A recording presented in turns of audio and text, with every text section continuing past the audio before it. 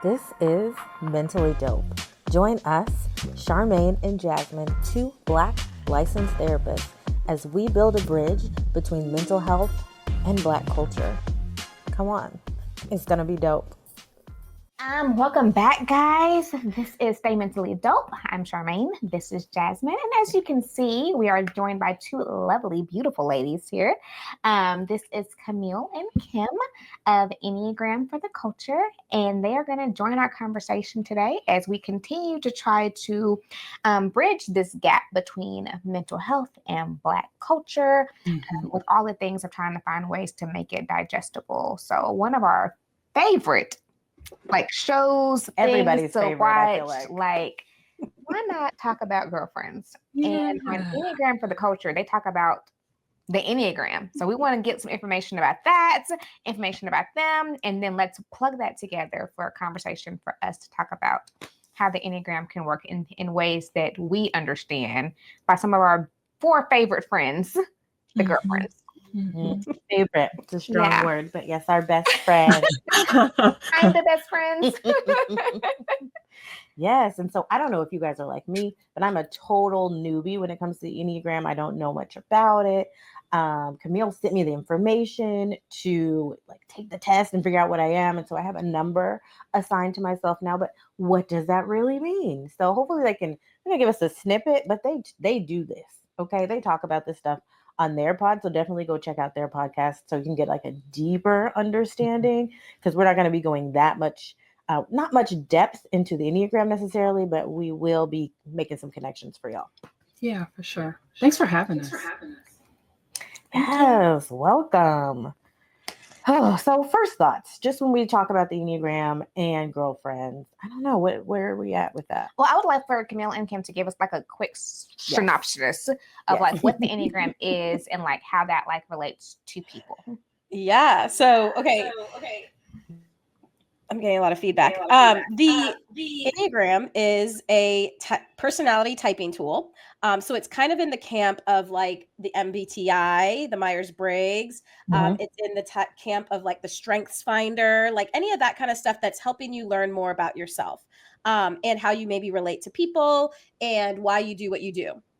So the Enneagram is one of those typing tests. What's cool and different about the Enneagram, though, is that it really gets to the heart of the motivation behind the behavior. So it's not just you are super on time for a meeting. It's the why someone might be super on time for a meeting. And it's the underlying core fears of the type, the motivations of the type, and then the basic needs of the type. And the types are 9 different kinds. And it has this interesting symbol. It kind of looks a little bit weird. And there's 9 points. And those 9 points are the different types, in quotation marks, that make up the different personalities. You can only be one type. And then from that type, you have your wings, and you have arrows, and you have triads, and you have all these different, you have your, what are those things? Self-preservation. What is that called, Kim? Wings and triads. There's all this stuff. So that's why we have a whole podcast about it, because there's all these really cool avenues that you can go with it. But what's neat about all those different things is it really doesn't just put you in a box. There's all these flavors. So you might be a type 2, but you might have all these flavors to your 2-ness that make it really unique. But your needs, fears, motivations, those are going to be the same for all 2s. It just might show up all different. Okay, that makes sense. That makes sense. Yes. And so the Enneagram it's fairly popular, but it's not super popular in the Black community. It's something that I learned about it first in my world, and then I got Kim into it. And then we realized not a lot of Black people are talking about this. And so let's make a podcast that talks about this in the way that it intersects with our Blackness, because the way that we show up in the world with our Enneagram is influenced by being Black people in the world. And so it kind of adds a different flavor to some of the teaching around the Enneagram. I love that. Yeah. Kim, what'd I miss?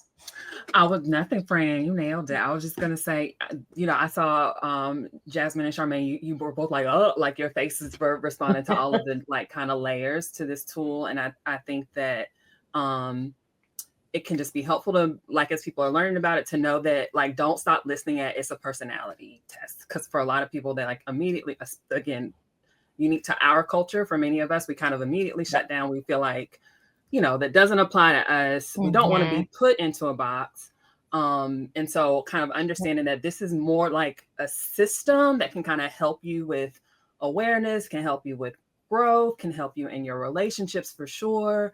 But when you consider all of those different nuances, like she said, the wings and the subtypes, and what it can look like when you are healthy, and what it can look like when you are in stress, like all of that stuff, it's not just about you being like one type, like 9 different types. There's a lot of different, like she said, kind of flavors that you can take on, even if you are both ones, for example. So it's more nuanced than just like the more simple, like, Myers-Briggs, you have one letter and there's not a whole bunch of nuance to that. That's just what you are. Got it. Yeah, it's a lot more nuance and a lot, I mean, we might be biased, but it's a lot deeper, because it really is going to your motivations, the why you do what you do, kind of what makes you tick a little bit. And again, influenced by the different nuances, and then also influenced by culture and by where you live and the context of what, how you present in the world. Yeah. Very cool. I like that. Would it be helpful for us to go through the numbers really quick, or do you think that might get okay. Yeah. So what is each one? Yes. So we won't go too deep, but we'll start at just one. So the one is called the reformer. And so they really strive to do things well and right and good. I thought that you were saying, like, no, I'm a number one. I'm not. I get ones, but I'm not a one. No, I was going to say, and just, sorry, Camille, but it's, typically you will not hear people start with 1. So we're starting with 1 because we know that it kind of makes sense to start with 1, but typically you will hear folks start with 9, because 9 sits at the top of the Enneagram, but we are going to go with 1. Interesting. Okay. Yes. So we're going to go with 1, reformer. Then we've got 2, which is sometimes called the giver or the helper. And they really strive to give and to help and to love. They really want to be in connection with people and to be loved well, and to love others well.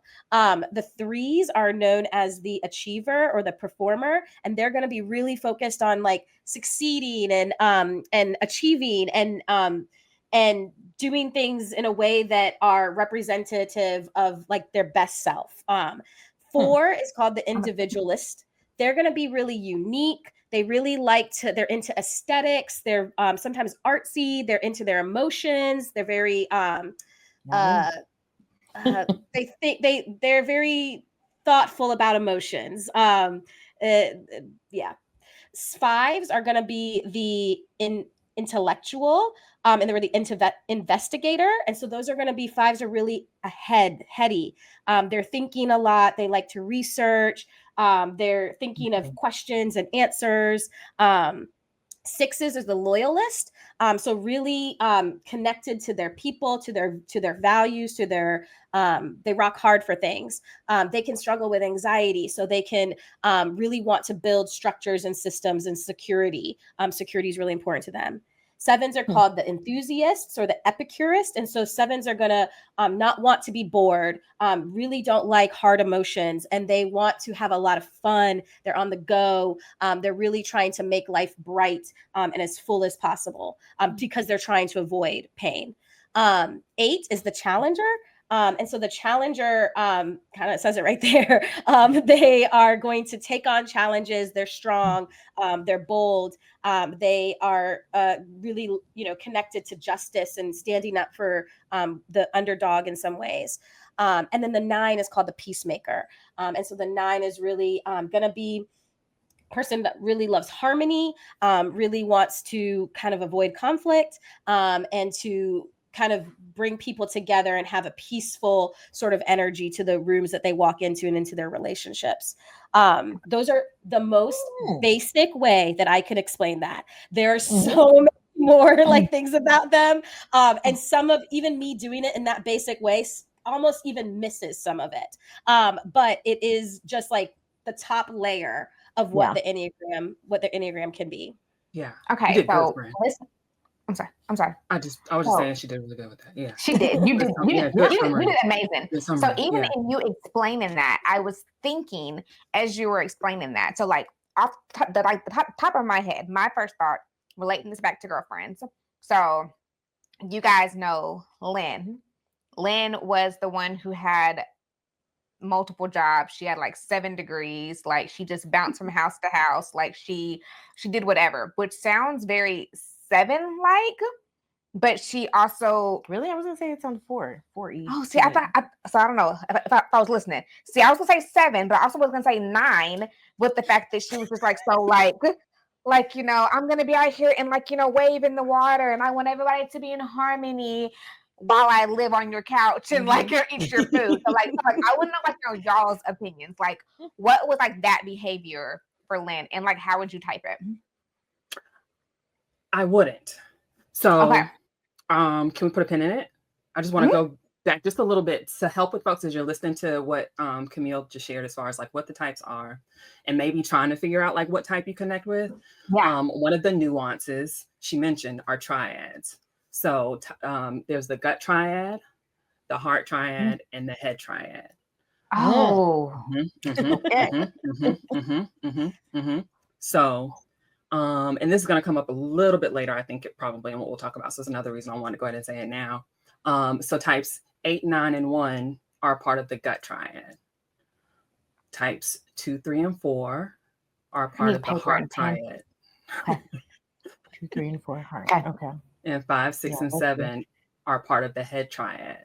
And so that can be helpful. And like in listening to you were just saying like, so as you were listening, you were up here. Sometimes that can help folks with kind of identifying maybe what type or at least what triad they might be in, if you can kind of pay attention to like somatically what your experience is or where you might take in information. Okay. So going back to your question. Lynn, what are we doing with Lynn? Lynn, bless Lynn.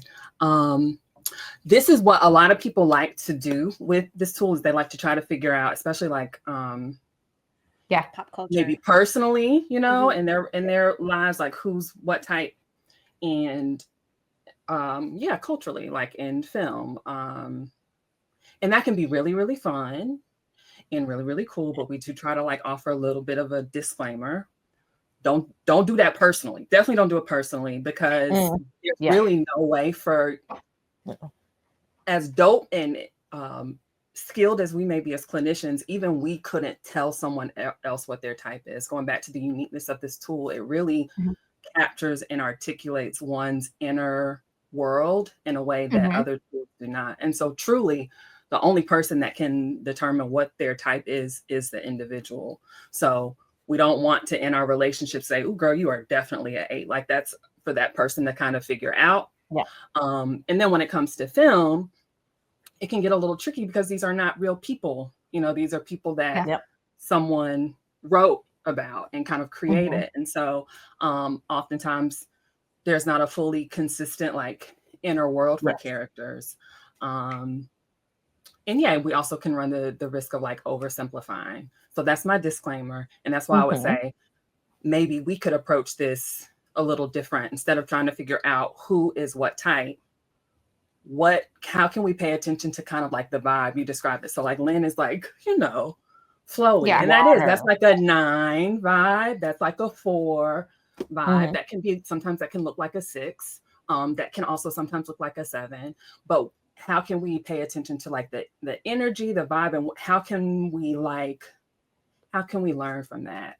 What can that teach us? So as an example, or you want me to pause and you ask questions? Go ahead.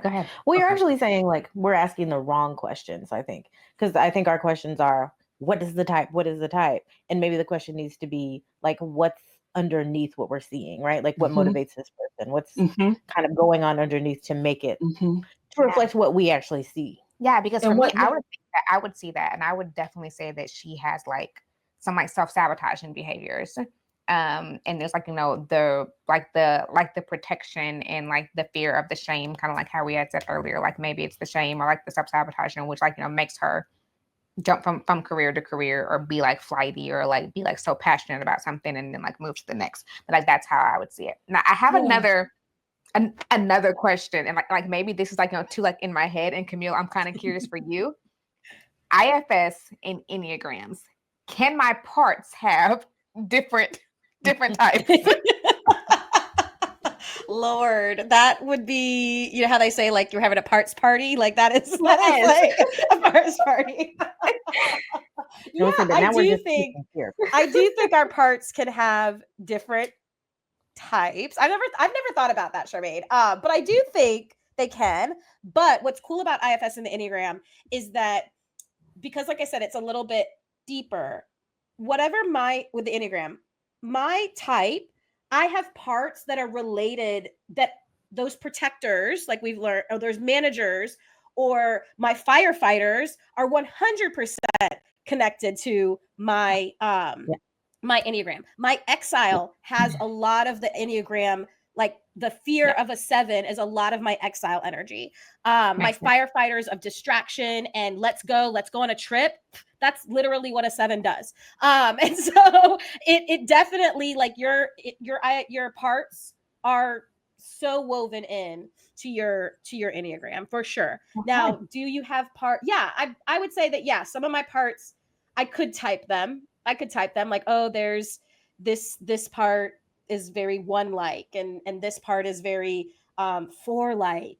So like, yes, I could see how your parts could have different Enneagrams, but really the structure of your system, your IFS system, your inner system does match with the Enneagram. Yeah. Okay. Yeah. Yeah. So we were just talking therapists really quick. So just so everybody's in on the conversation, IFS is a different type of therapy, right? It's a different modality. And then also Enneagram is not necessarily a type of therapy, but is a thing that can be woven into therapy to help people like understand their motivations, why they're doing things, those kinds of things. So if you were lost for a second, that's kind of what we're talking about, how those things converge. But I do think that's definitely for us to talk about on y'all's podcast as well, because I have questions. Yeah. Good. And when you think about therapy, though, just to kind of like go off that segue, there's lots of modalities like EMDR, ACT. Mm-hmm. There's lots of modalities that the Enneagram can kind of like sit nicely with. Mm-hmm. And so it's not just one, but because again, the Enneagram is not like an evidence-based therapeutic tool that we use in therapy. It's just an additional subsequent thing. And so it can overlay with some of the like therapy models that we're really digging into in our trainings and things. Okay. Yeah. Love it. Okay. Lynn. Yeah. Lynn. So yes. So instead of us trying to figure out who are you? What's going on? What's your type? We can ask questions like, okay, so here she is on to another job, or avoidant. Lynn's avoidant. She does not like conflict. For sure. She very much, wants everybody to, be cool and be able to like be themselves. And so like paying attention to kind of that like energy, what can that be teaching us about what's going on, like maybe beneath the surface. So in those moments perhaps where she's avoiding conflict, all 9 types can be conflict avoidant, but that's especially kind of characteristic of type 9, the peacemaker, the type that wants to keep the peace. And so at the core, 9s are always peacemaking because they desire to have stability, and they are afraid that tension will mean that they won't be, they'll be cut off from connection. And so in your relationships, kind of, if you can see that, then it can kind of help you be a good friend, to be able to be supportive to your friend in a way that might help get at what is really going on, and not just like distracted by, girl, you got another job. Yeah. Does that make sense? Yeah, no, that makes sense. I get it in the sense of like how we use this relationally to say that like, okay, now I understand, like you said, some of their motives or some of their underneaths that could be leading to these behaviors. I'm sorry, that's what reason. No, I have questions, because I think from my point of view, I would think that Lynn, or at least I would describe Lynn as unstable. But again, that's probably from my lens because she's everywhere. We don't know where she's living. She don't know what job she's going to have. But I think what you're saying, if I'm hearing you right, is that she is relationship focused. That equals safety for her. Like the other things matter less on the scale of just like, where am I going to be tonight? Or like, where am I staying for a little bit? Like, where am I going to get my money from? Like those kinds of things are less, like lower on her priority list than, are we good? Are we okay? Am I connected to you? Which I think that that kind of makes sense now that you're saying that, because I feel like that there was a time in this show where she potentially was homeless, like when like people were like being like, no, you can't stay here. But for her, like I feel like that she wasn't like as like upset about like not having somewhere to go. She was more upset of like, who's going to be here for me? Like, like why? I mean, they were having a fight, like, and they weren't okay. Yeah, it's like no like no peace or harmony. Yeah, because like at one point, if I'm mistaken, like didn't like Lynn like move in like right across from Maya, and she was just like, look, I'm still here. Like, keep me close. yeah, and they ended up almost like sharing a boyfriend. I think his name was Jalen. That was when they were like kind of living in that courtyard situation thing. Yeah, it was real. That was a real. Yeah, and then when girls. And then like when Toni left. And like Lynn like barricaded herself in Maya's house and was like, I'm not leaving. like I'm not leaving this place. Because like her peace came from like, I need you guys around me. Her relationships and again that is it's something that is really, really important to nines. To your point about if we're looking at this as like 9 energy, and we know that 9s desire stability and peace of mind, but she looked really unstable. For some people, right, there's a way to kind of find a security in instability. You know what I mean? Like they're kind of used to chaos and not necessarily having that foundation. And so though to others it looks like that's not secure or stable, for them it does. It feels like it is, because they are used to operating in that way. But very much to your point, those relationships being so incredibly important, I think that is a part of what really did help aid in her sense of security when she didn't have anywhere to live. When she was being a robot on the corner. I do remember that when she was like asking for change in her little thing. Do we think, if I go a little bit deeper, do we think that there's potentially a connection to the childhood with her being adopted and having the parents that she had, who she said that did not give her boundaries, so therefore she was looking for that like I guess attachment or security with the friends? Yeah, for sure. And again, this can be evident regardless of what your what your type structure is, but it is another like really helpful like angle to take with this tool. Some teachers they help you to kind of identify for each type like what the childhood wound is and what was the message that you kind of really needed to hear when you were a child. So yes, I think that there's absolutely intersection there. Again, that can get kind of tricky with fictional characters because in most cases, these are like characters. They're like a blend or combination of multiple different types. So it can get kind of, but people do it. Dio, this is her jam. She loves to type Black culture, and so shout out to Dio. What's her name? Dio. Dio. Yep.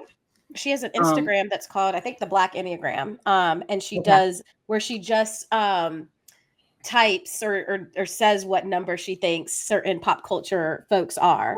And so she probably has done girlfriends. And the thing that you could look at 4-5 different people could say here that, and everyone might pick a different different type for that person because they might be picking up on something different. And again, that's what Kim was saying, that it really has to come from the person.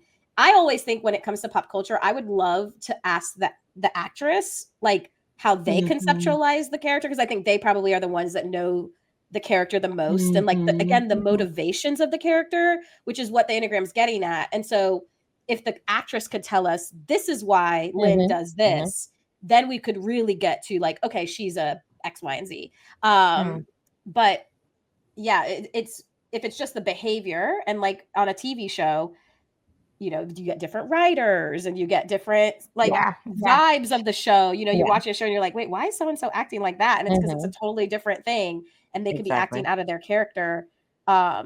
I hate when that happens because you're like trying to track a character and then you're like, wait, Yeah. why did they? Yep. I feel like that on Game of Thrones. Like there was like a lot of like things that changed. I was like, that character wouldn't have done that at all. Mhm.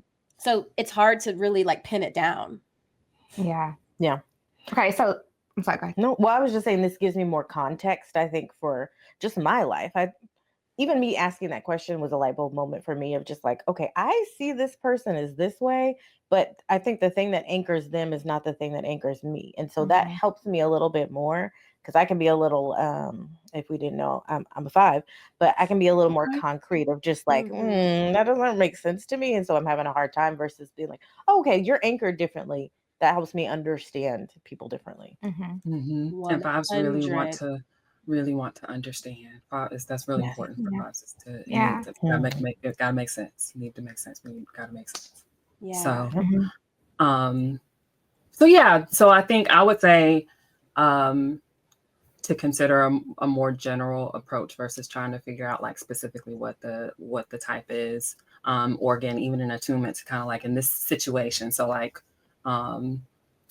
Maya, for example, in her book, in the title of the book, "Oh Hell Yes," like it's just very like talk about it, like very, very, very, very bold, as Camille touched on when she was describing the protectors, type 8, confident, justice oriented, right? Like, oh hell yes, like it's very, and so that whole vibe, it's given us very much like kind of like 8 energy, protective energy, or poor Joan in all of her like relationship woes, and it's just a lot of rejection that she experienced, self-sabotaging that she engaged in, but like it was very clear throughout the whole show that her character really longed to be loved and to be in connection. And so that can be again reflected in all of the types, but it's really, really 2ish to be so attentive and attuned to other people that you can kind of lose sight of or lose touch with yourself and your own needs and what's important to you.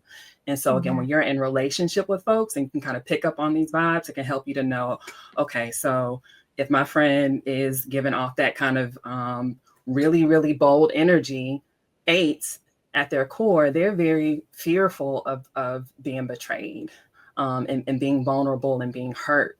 And so maybe that energy can let you know that your friend might need for you to remind them or affirm that you're trustworthy, that you got their back, that you that they can be soft and vulnerable with you, right? Or if you have a friend or in a relationship that 2 energy is coming up, it can maybe let you know that you need to remind your friend, girl, what's important to you. What do you need? How can I support you? You're more than what you do for others. So I think that like that brings up a good point. And I'd be wanting to know you guys' perspective. So talking about both of those things with Maya and Joan, I think that we saw as like their characters evolved. Do you guys remember like right before Toni left, that's when Joan was like, opening up the restaurant, and she was like, being like called like the it girl, and it like completely went to her head. And it was almost like that she had spent so much time trying to like pour into others that when she finally got like that space of like, I guess protecting for herself, that it shifted her character, or like her personality. Or the same thing for Maya, with Maya like always being the mother and the like the only one who was married. When she became the author, all we heard forever was I'm an authoress. I'm an authoress. So like that, the idea of like that protective behavior that then went from protecting of I'll give my all to everyone else to protecting of like I'm gonna be like big and like overly this is who confident. I am, and you can't take that from me. Yes. Yeah, that energy also can be 3ish too sometimes. Okay. So sometimes the 8s and 3s can like look kind of similar or match energy. And again, it can be helpful to know, like, don't just fall for what you're seeing. So when 8s, like if it's that like big, bold, protective energy, they are probably internally maybe feeling pretty vulnerable. For 3s, if it's that, I got it. Oh, sorry, we're not supposed to curse, but I got it all together. I got it all figured out. They're more than likely internally really feeling pretty insecure. Yeah. I don't know if I'm kind of jumping around, but speaking to that dynamic between Toni and Maya, I think that was a part of, what was happening. Maya really triggered Toni's insecurities, I believe. So I think, to me, I get Toni very driven, hardworking for the most part, very focused on goals, but also people's perception and image. And I think they look like, they're like, and we could like also like tell with Toni that she was very, very insecure on the inside. She was insecure about like her skin tone, and she was insecure about like, parts of her looks, and then like the possibility of ever going back to Fresno. Like I did not ever want to be like this girl again. So it was like I'm doing all of these things, but I'm doing it to protect an inner part of me that's insecure. Exactly. Maybe I hear you saying they're opposites a little bit. That like the way that they protect was opposite, and then that kind of rubbed against each other, which I don't know if I said this, but a question that I had was, why was there so much conflict? Yes, exactly. For the audience. Why was there so much conflict between Toni and Maya? What was going on personality wise? And I don't, because like you said, Maya was really a DIYer. If there wasn't if there was a barrier, she was going to make it happen for herself. And Toni was more like, if there's a barrier, she would make it happen, but she would use other people to make it happen. Yeah. So again, I think Toni, let's say like 3 energy. 3s have a fear of failure. So you mentioned like she won't try to go back to Fresno.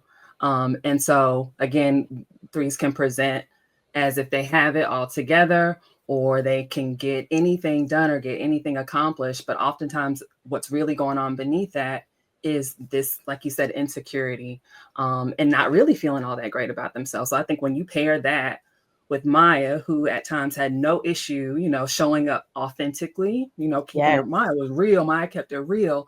And Toni struggled with that. So I think Maya triggered that in Toni. And that was why you had that kind of consistent tension between the two of them throughout the show. Yeah. All I can see is the Botox episode, and like she is wrapped up, and Maya's like, come on, like, but to show me what it is. I feel like that almost encapsulates both of them, of just like, no, you can't see me, don't look at me, it's not perfect. And Maya's like, how we gonna figure this out? Exactly. Did you have a stroke? Hilarious. Insane. Yeah. Let's see, Camille, you have anything that we haven't touched on yet?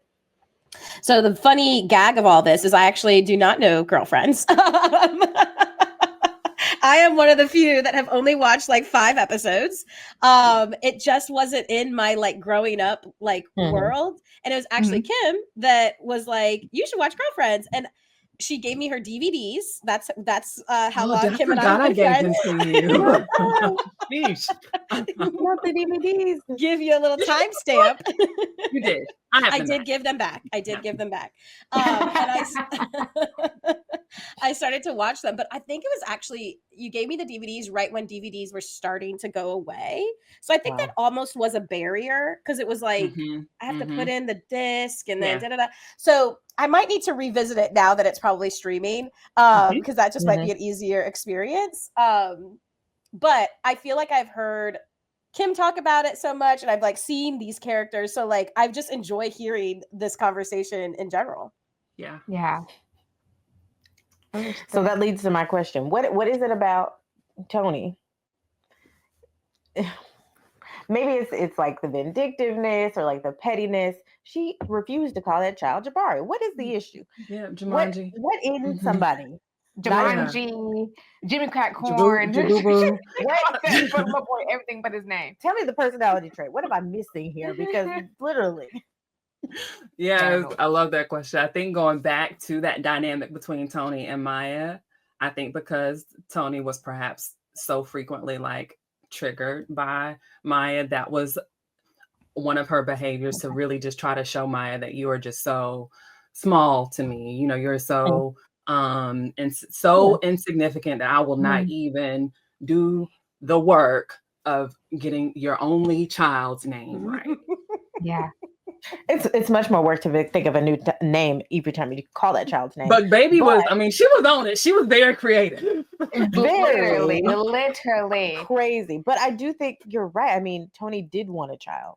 And like her changing the name of that child every time, it's kind of like, oh, you have this thing I want. Like, let me downplay it. Let me like I even like my thought was thinking about, remember when Toni was getting married and found out that everybody was calling Todd Pocket Doc, and she was like, you guys gave him a nickname, and they were like, and it was like, is he short? It's like, so like for her to be like, wait, you guys did what I did to y'all to me, like that feeling of like, you took something that I'm vulnerable about. I fell in love with a man who's like 5 feet tall, and like you guys are like giving him a nickname and like I'm making fun of him, and it's like that, like, you know, vulnerable but like a funny moment. Yeah, I definitely can see that. Short Jewish man, like it was so far from, again, people's like expectations and what Toni's perception of, like, you know, who she should be. And so I think that was a really vulnerable thing for her to do, because I think she did love him. I mean, was I the only one though? Like, you know, questions that need the answers. Do y'all not remember the episode before Todd? She was trapped in a panic room with Idris Elba, and I'm just like, girl, why? How? Make it make sense. I remember that. Idris wasn't Idris yet, but you know, he was looking Idris-ish. Exactly. He was looking real Idris-y. For sure. But yeah, that's a good thing though, to you know, look at how sometimes those different types, those different motives, those different behaviors can, like, you know, combat each other or hit each other. If this is the way that I am protecting, or this is the way that I'm showing up, and this is the way that you're showing up, and it's like, now we're like, these two don't always go together. Yeah, exactly. And so again, you know, we can go real deep with this and have more conversations, but you can see how this can be helpful in our relationship with ourselves, you know, our relationships with the people in our lives, but especially as Black women in navigating friendships and our friendships, and help us to, you know, be able to be a little bit clear about, you know, just the attentiveness to core needs, or navigating, you know, conflict, to be able to understand, like, have compassion for how somebody might be showing up, and being able to know, oh no, I know that, like, what's really going on beneath the surface, even if they're not able to explain it or articulate it. Being able to have compassion, you know, for our emotions. And again, sometimes that can be challenging for us as Black women to navigate and to also express. And so obviously we're fans of the tool and the show. But I think that that's a good thing for us, because I feel like that me and Jasmine talked about this, that like now, like most times with most of us watching it present day, and it's like, I think, like, you know, especially like, you know, us as therapists watching it present day, we're like, their friendships really weren't, like, you know, weren't that good. Like, y'all were like some trash friends sometimes. So like those moments to be like, it seems like that they were not always great communicators of their feelings, or even understanding of themselves personally, to be able to communicate them to other people. Yeah. And so to that point, in your relationships, being able to like using all of this work to help you to have an awareness of, like, when you need to have boundaries, you know, or when it might be time. Toni and Joan didn't stay friends, so when it might be time to, like, let some friendships go, those things are hard, but they are real and oftentimes unavoidable, and in our best interest to navigate, to face, to figure out, to work through. Yeah, I think that also, or navigating something too, is when people, or how people present change. So then I think that, like, that's also a difficult thing in friendships as well too. If I'm used to you as a friend showing up and presenting one way, and then now you're showing up and presenting a different way, I now have to adjust to this new behavior, or this new character or personality. I think that we saw that in relation to the show multiple times, when Toni was used to being the like, you know, the prettiest of the group, or like the best of the group, and then when Joan became like what she believed to be like, in It Girl. I think that Joan was always gorgeous, but like, when she started She's- having that yeah. confidence, People within reflected herself, that back to her. yeah, it was like an adjustment, because it was like, we don't have the same dynamic that we used to, where like I was in the light and you weren't. And now, like, Toni was at home with the baby and she was struggling, and Joan was out, like, going to parties. It was like, that like, having to like, navigate the changes of friendships as well. Yeah, I think it's one of the reasons, it's such an amazing show. It's such a dope show because it showcases that, it shows us how in our friendships, we're going to have different stages. We're going to be in different stages of life. We're going to go through different seasons. And again, like at times that can be really, really hard. That can cause conflict, that can cause tension, but to not get stuck at that, if it's a friendship that you, want to, desire to, it's good for you to carry into the next season. What do we need to do to like work through this? Or if that's not the case, if we have grown apart for this time in this season, how can we even navigate that in a way that doesn't look like how it looked with Toni and Joan so much, where it was like kind of a heartbreaker, and Joan felt abandoned. How can we have some conversations and have maybe some resolution? We're not gonna be cool anymore, but there's still love. You know what I mean? So curious for both of you guys, doing so much work and research around this. How do you guys find this showing up, and how you navigate your friendships?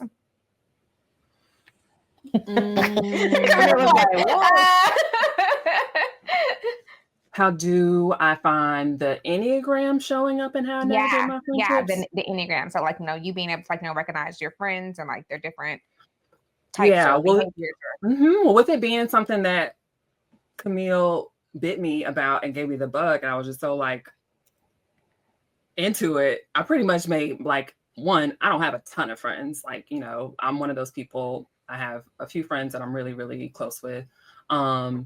And so the people who are like closest to me, I asked them to take the test so I can figure out what's And we've been able to like over the years continue to talk about it and use it as a tool for growth. I think that will not always be the case. Again, especially in our community, sometimes you might, show this tool to someone and they're going to look at the image and be like, this looks like, no, I'm not reading about this. I'm not interested. That just wasn't made for us, so no. Yeah. Still based on some of the things like, we've talked about today, you can still use it as a tool to help you to grow in your relationships, or help you to have some awareness about like maybe some patterns, or how to pay attention and be more insightful and intentional. Yeah, I got into it from my friends, so it kind of took hold of my friend group for a little bit, and so everybody was talking about it, and so they got me into it, and so and I'm still friends with that friend group, and so it still is something that we kind of talk about, and a lot of my friends, I know their Enneagram type, they know mine. I would say probably like 99% of my friends we like we know each other's types. I use the Enneagram. It depends. Like it's just another, for me, it's just another part of somebody. I don't like only base, like, I don't think like, oh, Kim is Kim and we didn't even say like, and Kim is this type and that's it. And like, that's all that there is to know about Kim. Like it's part of Kim. It's one of the things. And so I might be like, oh yeah, Kim is this. So this is maybe what she's thinking about, but like, I don't base everything on that. Because I might, if it's somebody else, I might be thinking about like all kinds of other factors that make them show up the way that they show up. It's just one tool. But it is nice. I really like knowing my friends' types because it does help me navigate certain things or have a lot of compassion, or they might be saying something about their day and we might just like kind of chuckle being like, oh, that's some 2 shit right there. Like, or like that's, or like, oh, there's Camille being a 7, like, right. And it's kind of like fun. Or when I'm maybe talking about something that's maybe hard, my friends can be like, oh, I know why that is breaking Camille's heart, because I know that that's like really tapping into her fears and her like things that she's trying to avoid. And I can maybe have some more compassion to why that is just so hard. So it's helpful in relationships in so many ways. Yeah. Yeah, something else to keep in mind is, when it comes to a person's type, Camille, something that you just said, like, reminded me of this. Is a part of how we like talk about the Enneagram on the show and how we teach when we use it in practice is that you're not your type. This is not about figuring out what your type is so that you can know who you are. That's not the case at all. You learn about your type so that you can kind of be clear on who you aren't. So Chi Agorum is a great resource. She's an author. She was a therapist. I don't think she's practicing anymore, but she has a book called The Enneagram for Black Liberation. So it's written with Black people in mind. But you hear that word liberation, and using this tool for liberation. It's about understanding like your type so that you don't have to be stuck in that box.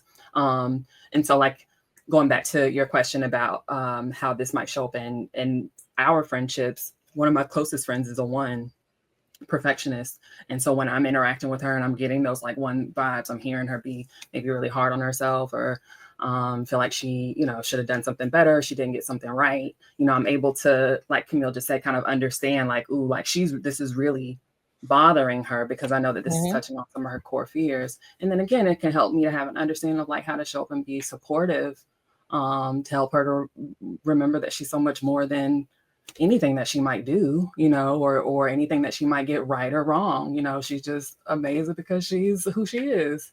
So that's something else to try to keep in mind. Yeah, I love that. I love that. I love all of that.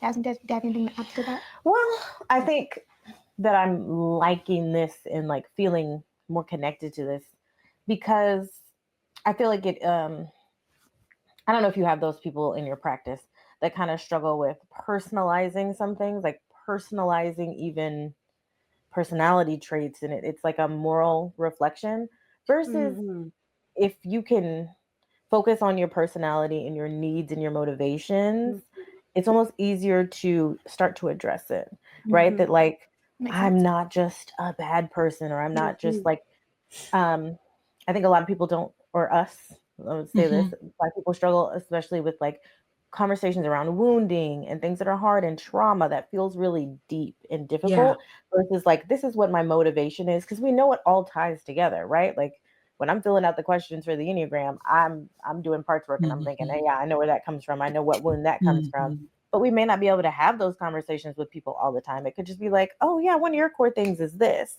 And it's not so personal, it's not so deep, but we still kind of have a similar outcome, right? We get to talk to people about this thing. And it's not so up in therapist land and deep and wounding and hard because some people aren't into that. Like we can love the woo woo, but not everybody is good for the woo woo, and that's fine. Right. 100. I think yes to all that you just said, and I think it also creates a resonance that doesn't have to feel so like it just always feels nice to know that you're not alone, or like to know that like oh, like there's that's why that happens, or that's where and that I'm not off base with that there's so I think it helps people feel a little bit of that grounding of like what you're saying makes complete sense, and let's actually we could use a tool to like help expand on that or explain it a little bit more, and in a way that I think the Enneagram really does a beautiful way of like just having a very compassionate tone, or when it's done well, and that you can really see like, oh, that makes a lot of sense why you would get angry and puff up your chest when actually you're afraid of being taken advantage of, or wow, yeah, you kind of don't want to rock the boat, you want to be conflict averse because you're actually really scared of losing connection with people, and you're actually scared that you don't know if you matter to people, like, so yeah, of course you're gonna not. And again, that as I'm speaking, I'm hearing so much of that as you're probably like translated into like that IFS stuff, and so it's like it just makes sense. And so I really think that it helps us, people that aren't as like deep into the like mental health stuff as us, that like it's like, oh, actually that makes sense, and that's a nice entry point, and then we can go deeper with it in a lot of different ways, because like we said, we can go to the childhood wounds, we can go to the childhood messages, we can go to the fears, we can go to the hopes and dreams, we can go to the like healthy unhealthy scale. Like there's so many ways that we can like go deeper with it, that I think is accessible for folks. Yes, I like that. Totally. Yeah. Did you have something else? Sorry. Do you guys have anything that you want to add? No, I would just add, so Camille, you use the word expansive. And so we do like to try to like remind people that when it comes to this tool, I think for Camille and I really like this work, anything that feels like it is like limiting, that's not it. So if you're taking a look at this tool and you're reading and you're taking stuff in and the application has you feeling like limiting, like, okay, so this is who I am, that's not it. The goal is expansion. So I love that word and just really wanted to kind of like reiterate that this, if it feels like it's limiting, that's not the point. The point is to expand. Yeah. Absolutely. Yeah.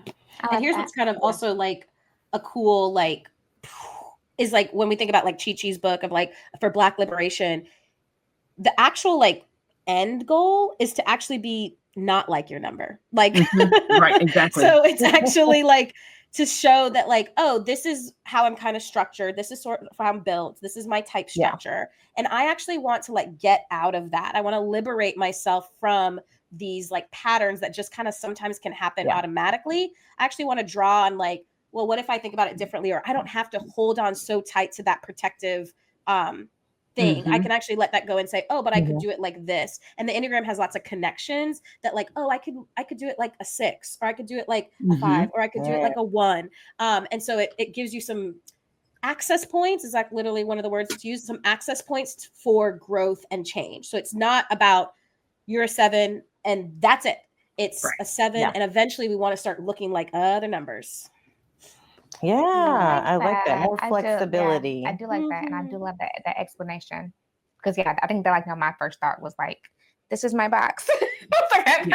Nope, get out the box, kick the box. Yeah. Throw the box away. Yeah. I love it. I love it. Absolutely. So if you guys are, if you're like, I feel like learning more about yourself is never a bad thing. So if you don't know your Enneagram, go figure out what number you correspond with, get to know yourself more, and then begin the process even of like stepping out of that. You know, find your growth edges. And like we always say here, take what you need from this conversation, leave the rest.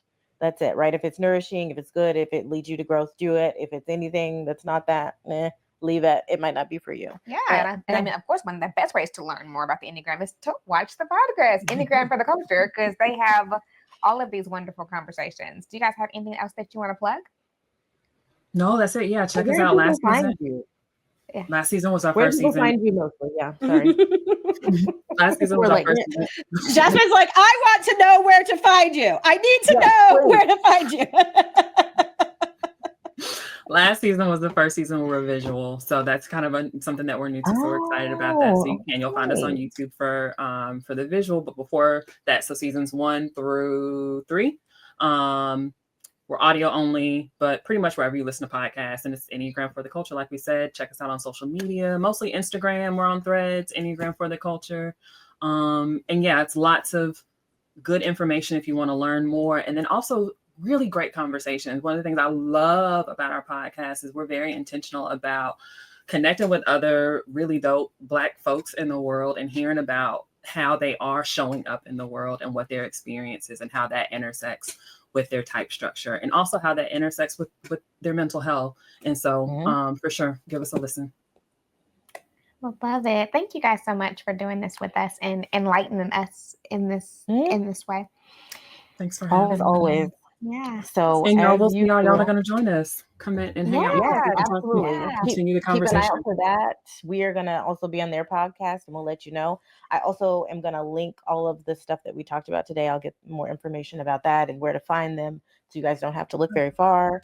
But other than that, as usual, take care of yourselves and stay mentally dope. Thanks, y'all.